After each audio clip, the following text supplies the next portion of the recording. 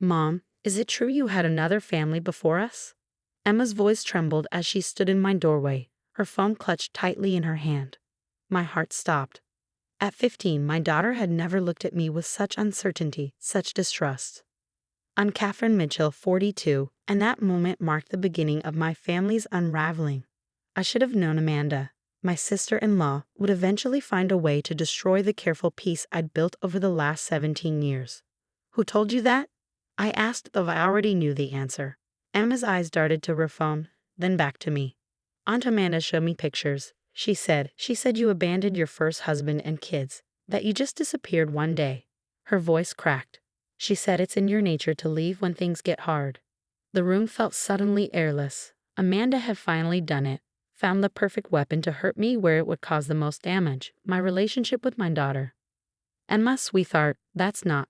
I started, but she cut me off. Don't lie to me. She thrust her phone forward, showing me what looked like old photographs. Aunt Amanda has proof. She showed me everything. I recognized those photos. They weren't what Amanda claimed they were. But how could I explain the complex truth to a teenager who'd already decided I was guilty? How could I defend myself against a carefully crafted narrative designed to destroy me? I need time to process this, Emma whispered, backing away. I'm staying at Aunt Amanda's tonight. She said I could. Of course she did. Amanda had been laying this trap for years, slowly positioning herself as Emma's confidant, waiting for the perfect moment to strike. I watched helplessly as my daughter grabbed her pre-packed overnight bag. Amanda had planned this well and headed for the door. Emma, please. I called after her. Dad already said it's okay, she shot back, not even turning around. The door slammed behind her, the sound echoing through our suddenly empty house. I sank onto my bed, my hands shaking as I pulled out my phone to call my husband David. He answered on the first ring. Kathy, I can explain. You knew about this? My voice was barely a whisper. You gave Amanda permission to take our daughter. She showed me the photos too, David said, his voice uncertain. Kathy, why did you ever tell me about your past? About your first family? I closed my eyes, fighting back tears of frustration. Because there is no first family, David.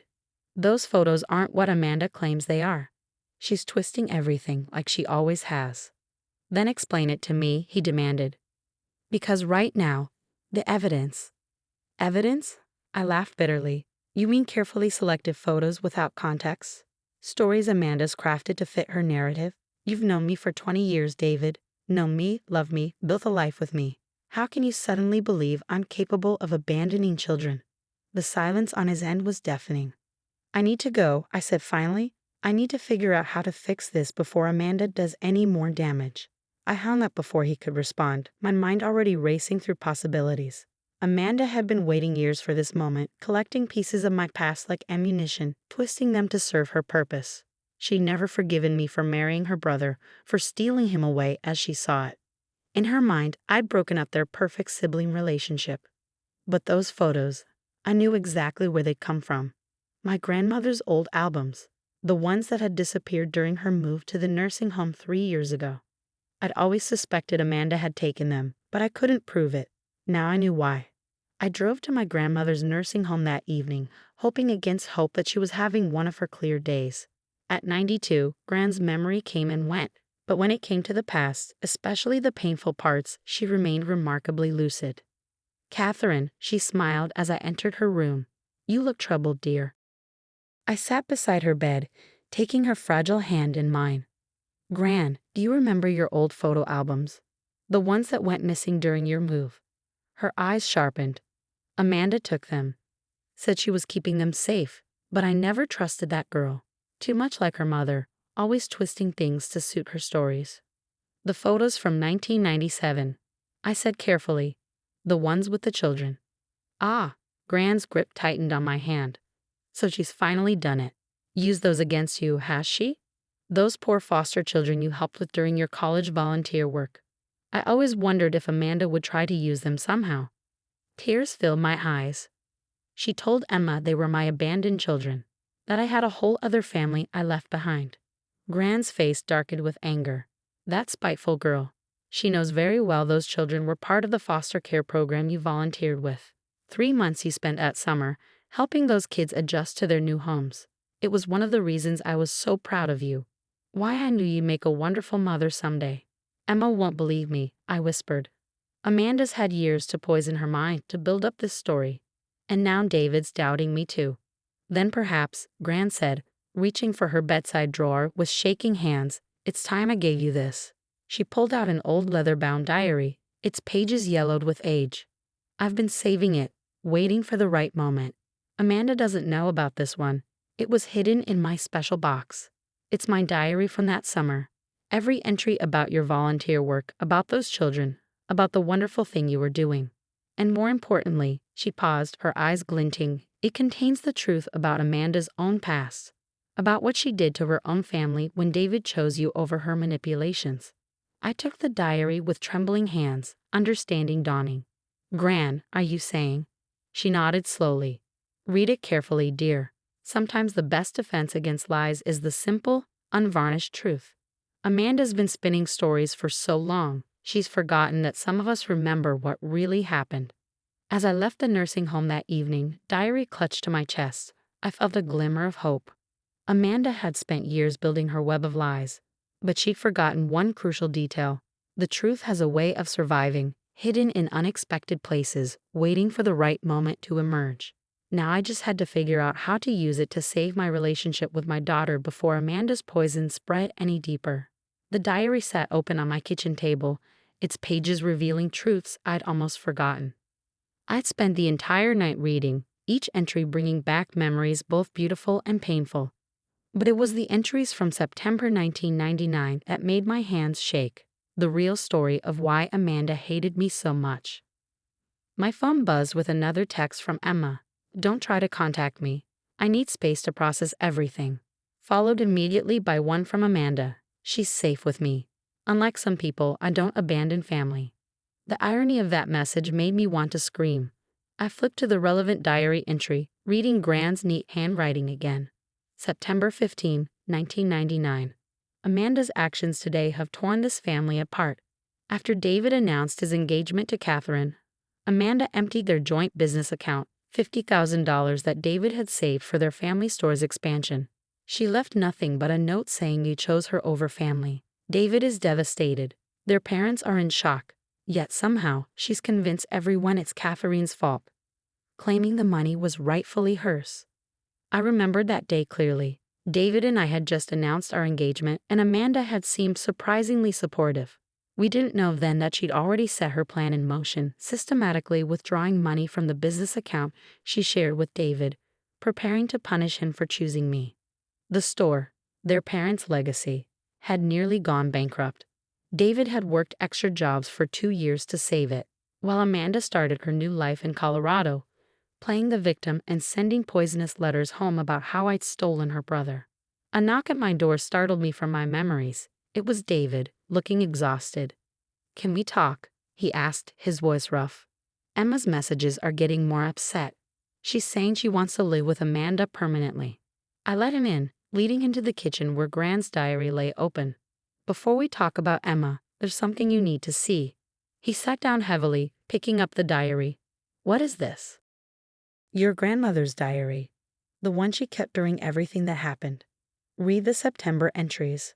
I watched his face as he read, saw the old pain resurface as he remembered the betrayal he tried so hard to forget. I'd almost convinced myself I was remembering it wrong, he said finally.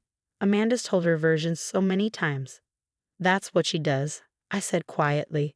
She twists the truth until even we doubt our own memories, and now she's doing it to Emma. David continued reading, his face growing darker with each page.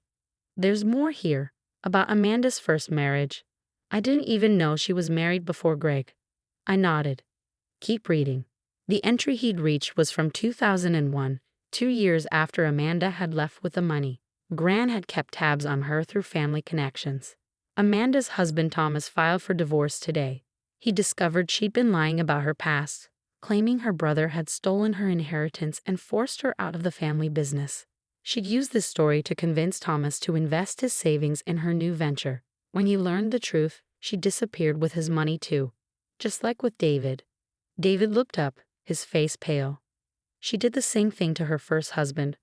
Why didn't anyone tell me?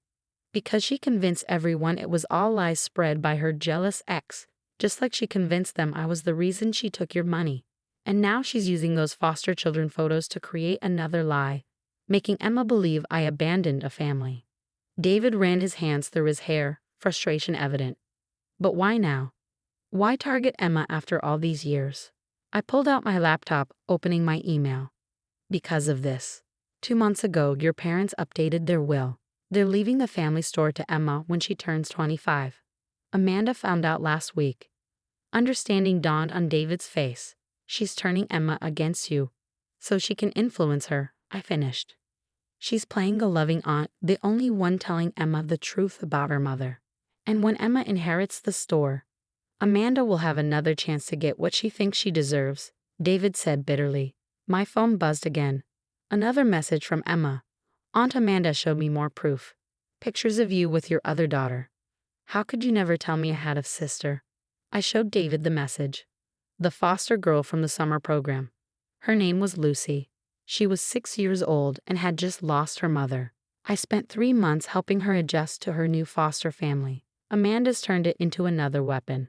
David stood up abruptly. We need to get Emma away from her. Now that we know what she's doing. No, I said firmly.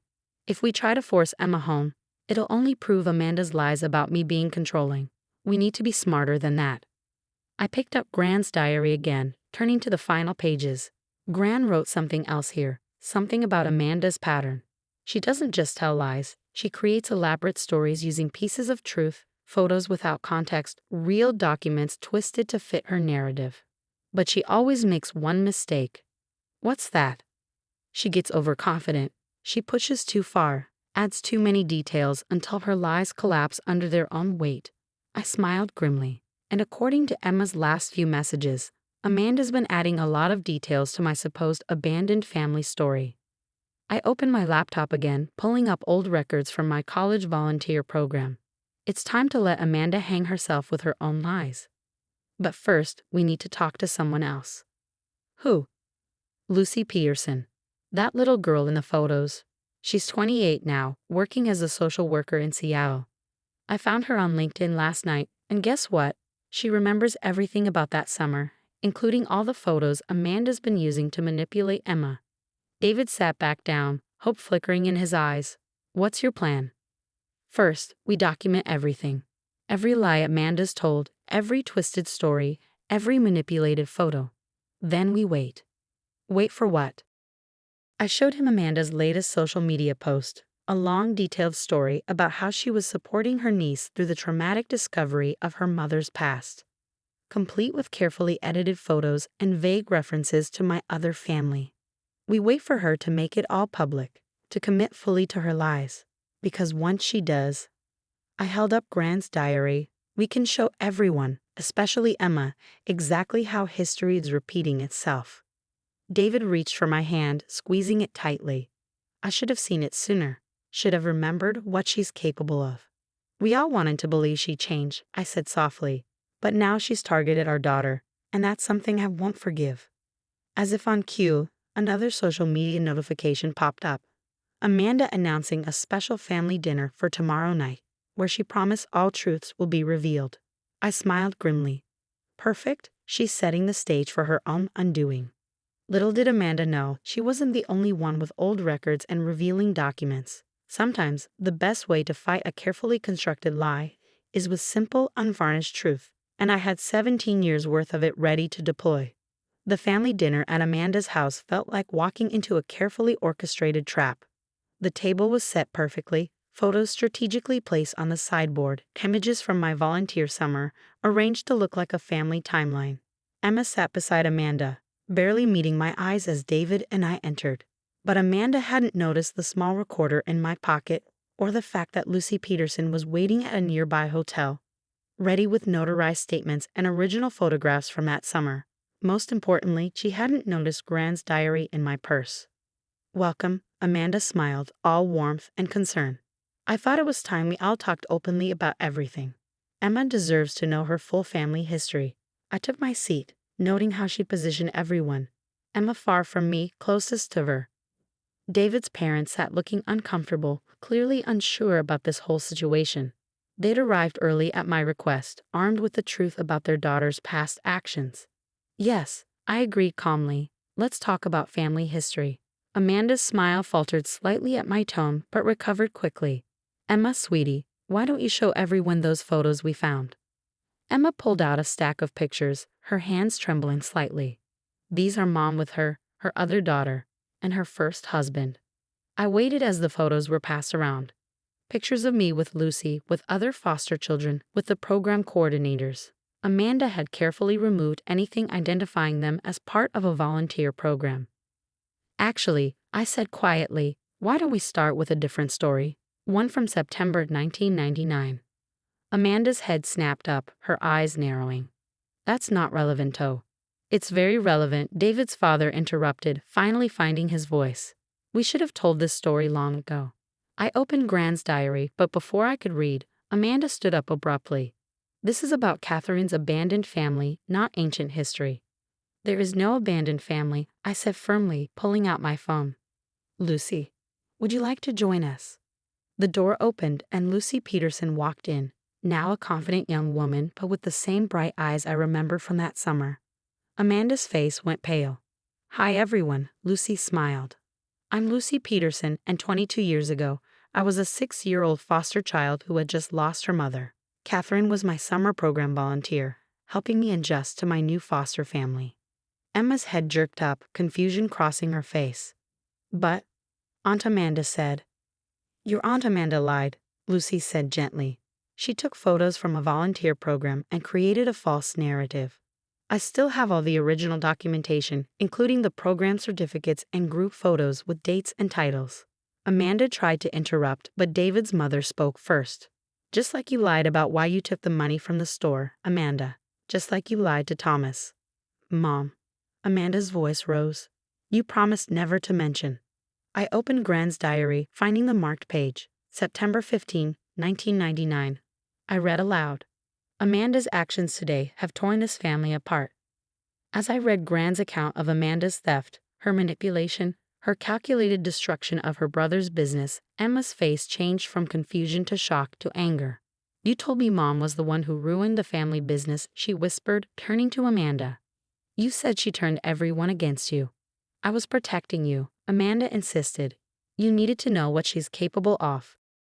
What you're capable of, you mean? Lucy interjected, laying out official documents from the volunteer program.